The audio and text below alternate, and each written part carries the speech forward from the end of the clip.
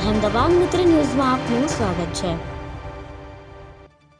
બ્લોકઓરા કંપનીમાં બ્લોકઓરા કોઈના નામે રોકાણ કરાવી દરરોજ 1% વળતર આપવાની લાલચ આપી રોકાણકારો પાસેથી બ્લેકઓરા કંપનીમાં રોકાણ કરાવીને કોઈપણ વળતર નહીં આપી કે રોકાણ કરેલી મૂડી પરત નહીં આપી પોતાના આર્થિક ફાયદા મેળવી ગુનાહિત કૃત્ય કરનાર ટોળકી પૈકી એક આરોપીની સુરતમાં ધરપકડ થઈ છે।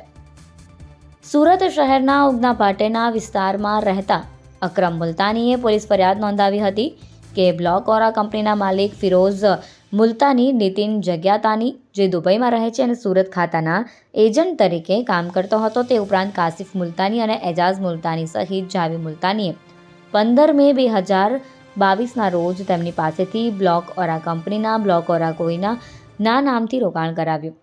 તેમને કહેવામાં આવ્યું હતું કે રોજનું 1% મુજબનું વળતર મળશે। આ લાલચ આપી $20 લઈ $5000 વાળી અલગ અલગ સ્કીમમાં રોકાણ કરાવી બ્લોકઓરા કંપનીની DEFIAI.IO ના નામથી તથા www.blockora.com વેબસાઇટમાં આઈડીઓ જનરેટ કરી www.coinmarketcap.com ના એક્સચેન્જ ઉપર કોઈ આવી ગયા હોવાનું જણાવીને વધુને વધુ રોકાણ કરાવ્યું હતું।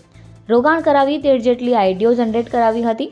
આ સમગ્ર મામલે ઇકોસેલના એસીપીએ જણાવ્યું હતું કે આરોપીઓએ 13 જેટલી આઈડી જનરેટ કરાવી 51 લાખ મેળવી બ્લેકઓરા કંપનીની DEFIAI.IO ના નામથી તથા www.blockora.com વેબસાઇટ બંધ કરી એકબીજાની મદદગારીથી આ કૃત્ય કર્યું હતું, જે અંગે ફરિયાદ નોંધ આરોપીઓની શોધખોળ કરવામાં આવી રહી હતી।